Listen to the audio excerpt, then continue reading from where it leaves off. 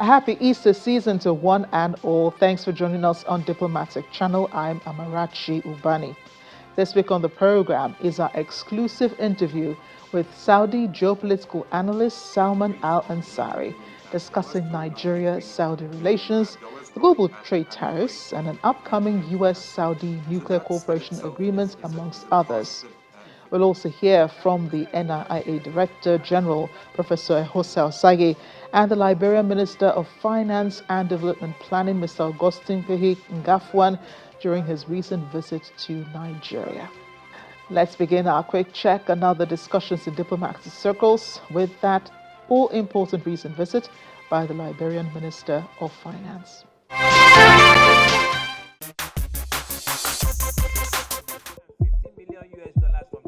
The Nigerian Institute of International Affairs has hosted the Liberian Minister of Finance and Development Planning, Augustine Ngafwan.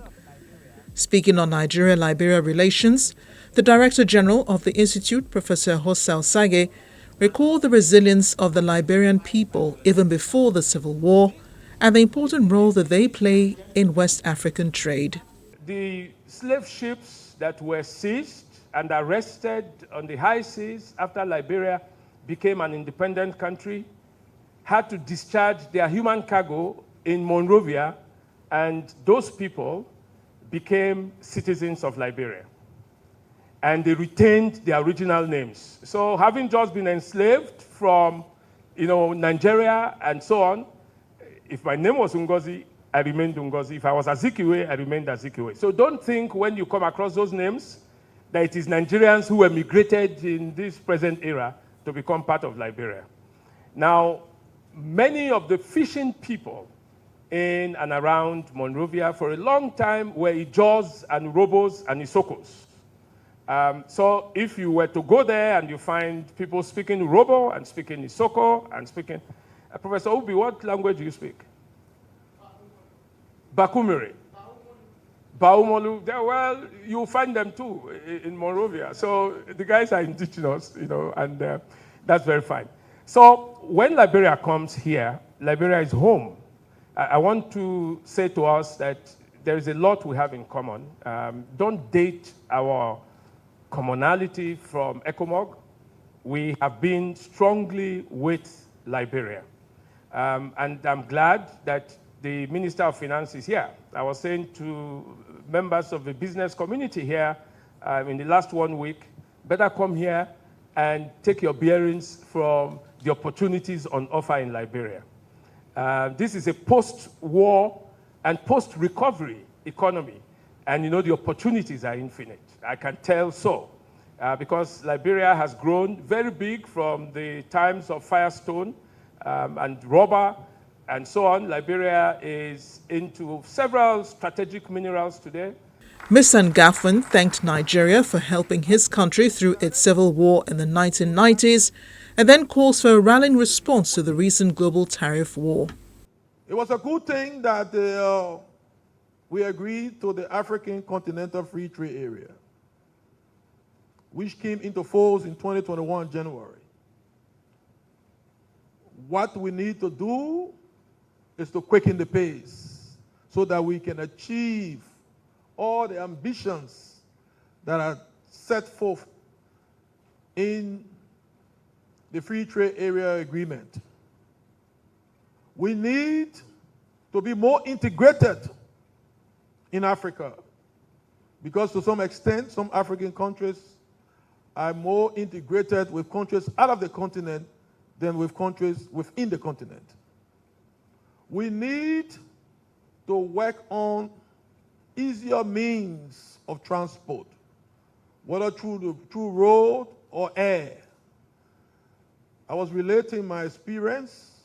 I know by air direct flight, it would take just 2 hours from Monrovia to Lagos.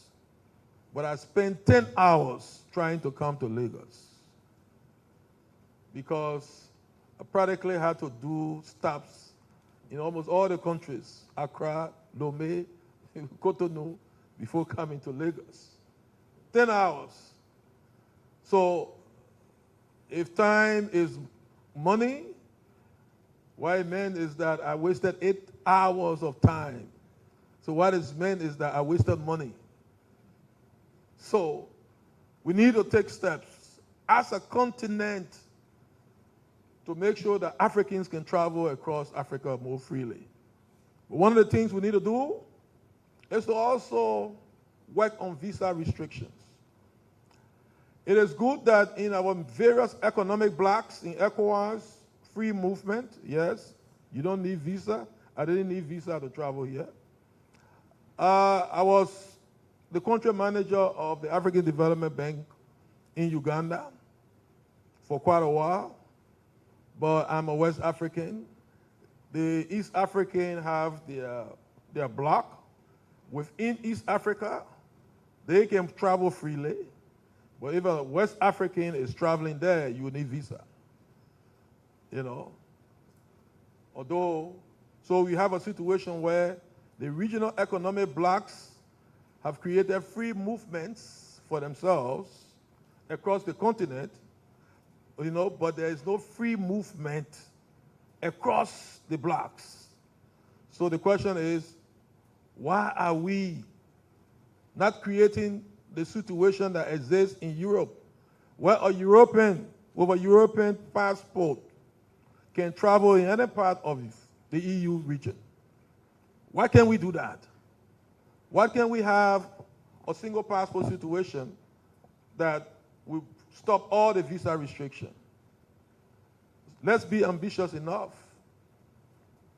And if Europe can have a single currency, what we Africans are moving as snails to achieve those ambitions.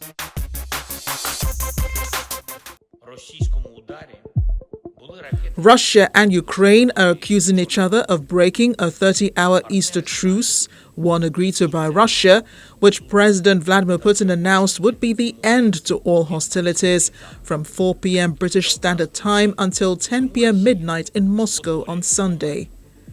Ukrainian President Volodymyr Zelensky says Putin's words are empty and reports more than 46 Russian assaults since the day began. Russia's defense ministry has also accused Ukraine of launching hundreds of drone attacks on its territory.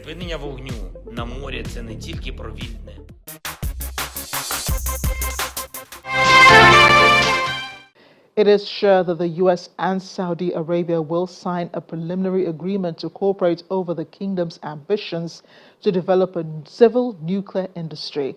As comes out of the U.S. Energy Secretary, Chris Wright met with Saudi Energy Minister Prince Abdulaziz bin Salman last weekend, setting both countries on a pathway to reaching an agreement to work together to develop a Saudi nuclear program. It will be known as the 123 Agreement, referring to Section 123 of the U.S. Atomic Energy Act of 1954. But the Saudi authorities have not agreed to the requirements under Section 123, which specifies 9 proliferation criteria a state must meet to keep it from using the technology to develop nuclear arms or transfer sensitive materials to others. I talk about this and a whole lot more in my exclusive interview with Salman Al Ansari, beginning, of course, with Nigeria-Saudi relations. Joining me now is Saudi geopolitical analyst Salman Al Ansari. Salman, thank you for joining us on the program today. Thank you so much, Amarachi. And it's a great pleasure for me to be, for the first time, on a leading Nigerian TV. Indeed, you are the first Saudi geopolitical analyst we're having on channels television, even on diplomatic channels. So thank you for obliging us this time round. Let's begin with, Saudi-Nigeria relations. And I want to begin from the summit that was held in 2023. It was the first major interaction that we had seen between Nigerian authorities and the Saudi authorities, apart from the regular Hajj trips that are made from Nigeria to Saudi Arabia and, things like that. Talk to us about, how important this summit was for both countries and what you think was achieved during that time. Yeah, great. Look, Amarachi, we as Saudis, when we think of Africa as a continent beyond the Arab North, we immediately think of Nigeria. It's the most populous African country, rich with potential, and a key player in the continent's future. And as you know, for centuries, Nigerian pilgrims have been traveling to Saudi Arabia and engage in both trade and education. And also, we have to put and shed some light on how the relationship actually started, like the formal one after the end of the colonization by the Brits in 1960. Both countries have actually started their diplomatic relations, and cooperation has since expanded across political, economic, security, and cultural sectors. And we should not also forget that both countries, both nations, are active members of OPEC and also the OIC, the Organization of Islamic Cooperation, and also the IMCTC, which is the Islamic Military Counter-Terrorism Coalition. Trade has grown notably, even though it's not up to the expectations or the level of the leaderships, because they always want to actually increase the trade volume. But if we look at the growth, that was actually really remarkable during the last 5 years. Saudi exports to Nigeria rose from $326 million in 2018 to $1.46 billion in 2023. So that's reflecting an annual growth of about 35%. And so in every year. So Nigerian exports also to Saudi Arabia increased from $11 million to $93 million, growing at an annual rate of 52%. So that's in itself is a positive development with regards to the trade portfolio. And this trade portfolio includes Saudi-made armored vehicles, petrochemicals, products, and rubber, and also wood and food and other goods, reflecting a growing diversity in exchanged commodities. Just 5 days ago, on April 15th, the Saudi Export Development Authority concluded its trade mission to Nigeria in Lagos, part of its drive to boost non-oil exports and expand access to promising international markets. And Nigeria is definitely an important, promising international market for Saudi Arabia. And the mission actually featured more than 26 Saudi companies.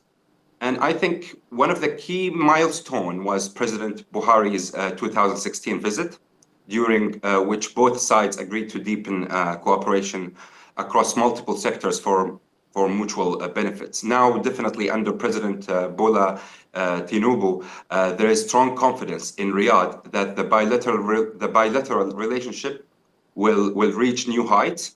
Why? Because both President Tinubu and Crown Prince Mohammed bin Salman are primarily focused on ambitious economic reforms. So they share a lot in common, and they are both patriotic, and they love their countries, and they want to reform all sectors. And also, with regards to the other part of cooperation, which is combating terrorism, Nigeria's Minister of State for Defense, Mr. Bello Mutawalli, stated last year, or a couple of months ago, like 6 months ago, in November last year, he stated that terrorist groups like Boko Haram and others have been eliminated through the military operation, which is called Hadin Kai, in the country's northeast. And that was through the ongoing cooperation with partners, including Saudi Arabia, in intelligence gathering and also in military training. So I see the Saudi-Nigerian relationships to be on the right track, and it's a relationship that will foster and will develop greatly on the years to come. So, yeah. Do you think that Hamas will or can stick to a promise, a guarantee that it will exist side by side, the Palestinian people and the Israeli people, without any offensives from its own government, from its militants? It will not attack Israel, and Israel will be allowed to live side by side with the Palestinians? A great question. Let me address it this way. First of all, there's a misconception around the world with regards to the position of Hamas with regards to the whole issue. You have to know that Hamas and the far-right government in Israel have something in common, which is to kill any possibility of the two-state solution. So we are not saying that Hamas is actually pro a two-state solution, and we are not saying that Netanyahu and his government are pro the two-state solution, but the one and only that actually wants to accomplish that, which is the Palestinian Authority in Ramallah. And it's very clear. So right now, as the Foreign Affairs Minister of Saudi Arabia, Prince Faisal bin Farhan, he has said it earlier, that it's not a conflict between Israelis and Palestinians. It's a conflict between extremists and extremists. So both extremists from the Netanyahu government with Ben Gvir and his people, and also from Hamas. But at the end of the day, Hamas is a militia. Yes, it's a militia that is part of the Iranian kind of militias. But at the end of the day, and I'm saying this as a Saudi, and trust me, Hamas operatives and Hamas sympathizers online and everywhere, they attack Saudi Arabia more than they attack Israel itself. So I'm saying this, and I should be having my voice to be objective by saying this, that Hamas is not the root cause of the problem. It's symptom. It's symptom of the problem. And the root cause is the Israeli occupation. So definitely, if you have an occupation, you would have resistance. And sometimes this resistance can actually ally with chaotic and malicious kind of groups. So how to deal with it? Is it to completely level Gaza like the Israelis have done by killing over 60,000 people, half of which are men and are women and children? So that's a catastrophe. Like we've seen a catastrophe before our eye, and that's actually really unfortunate. But I always like to be optimistic. So that's why Saudi Arabia has been very active in pressuring the international community to end this last act of colonization. Riyadh has successfully encouraged countries like Spain, Norway, Ireland to recognize Palestine and other European countries. And we've heard some reports a couple of days ago that France is reportedly preparing to follow suit. So all this came after this pressure from the Saudi government and its allies to end this injustice for good. And I'm sure that there are actually sane and rational Israelis who want to live side by side with their Palestinian neighbors.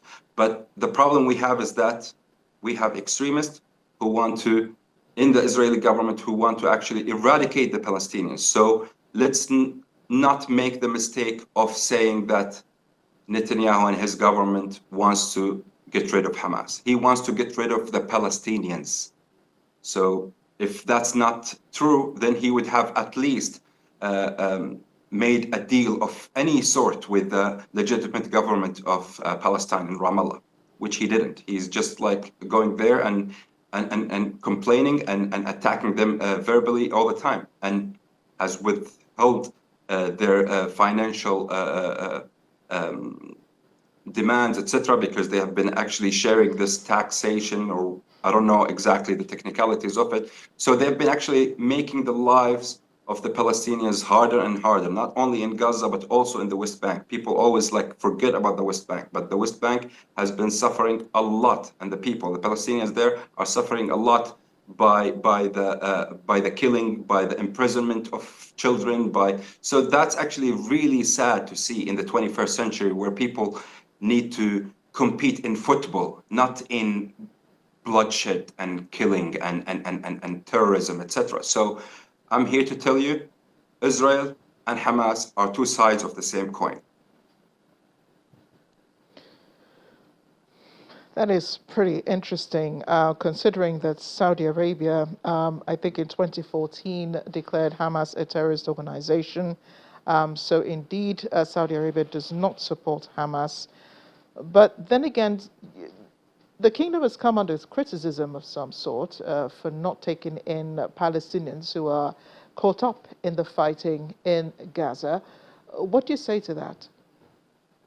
Yeah, the idea of taking people from there has been misconstrued completely by the international media, let's say.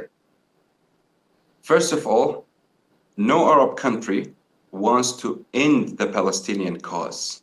We want the Palestinian cause to be there so its people can get self-determination.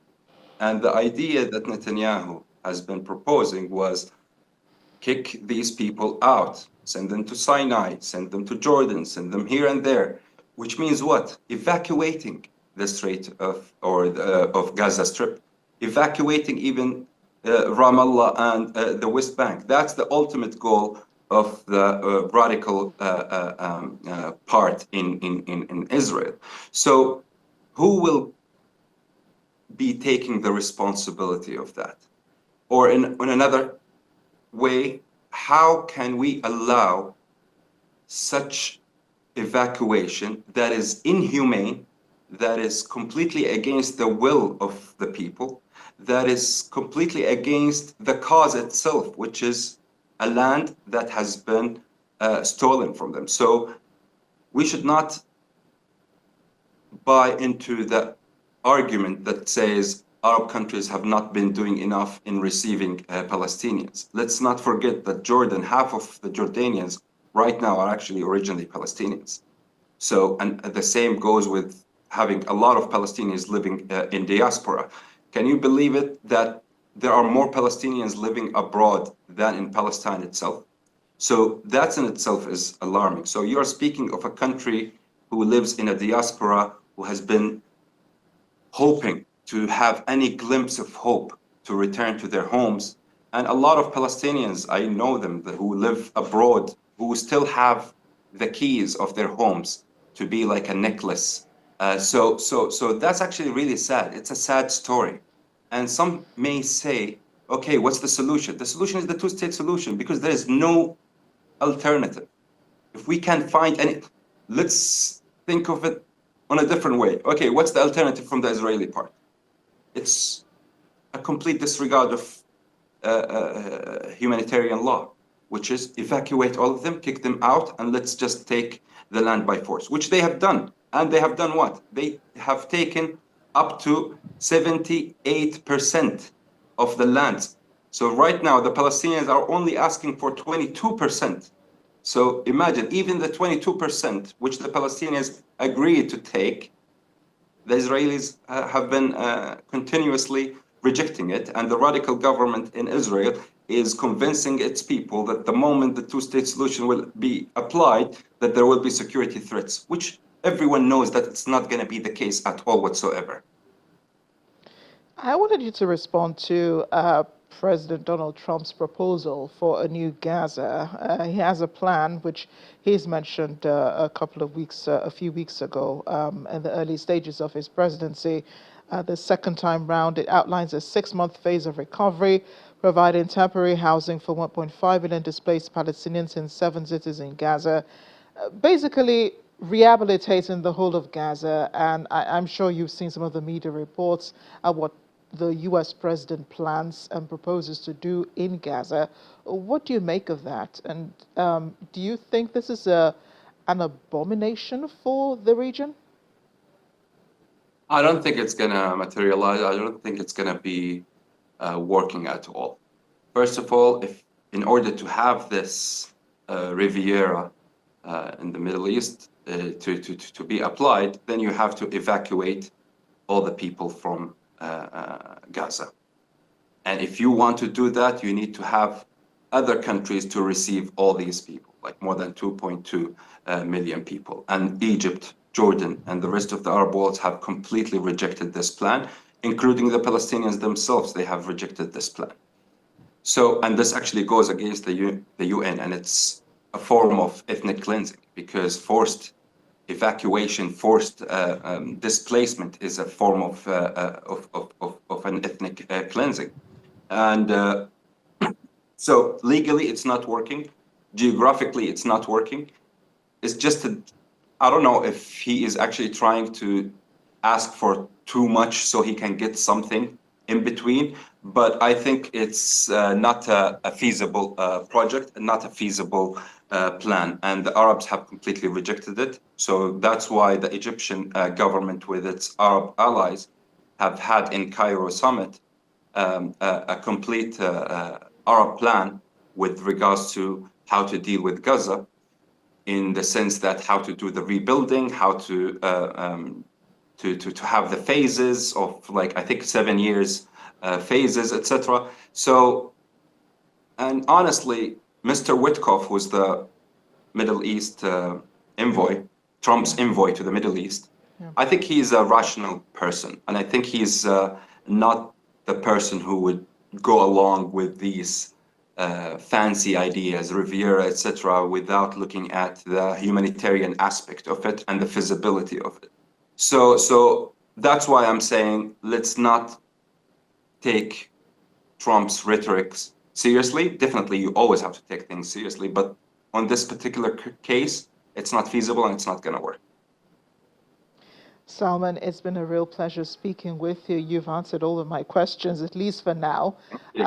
I'm sure that there will be other opportunities, and I hope that there will be many in the near future. Thank you again, Salman Ansari, geopolitical analyst from Saudi Arabia, your first outing here in West Africa and on Channels Television.